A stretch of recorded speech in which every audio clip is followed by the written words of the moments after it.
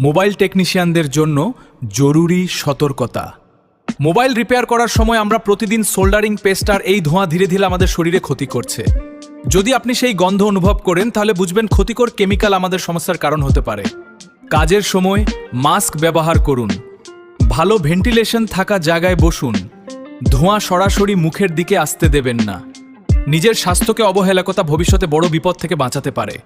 এমন দরকারি টিপস পেতে পেজটি ফলো করুন।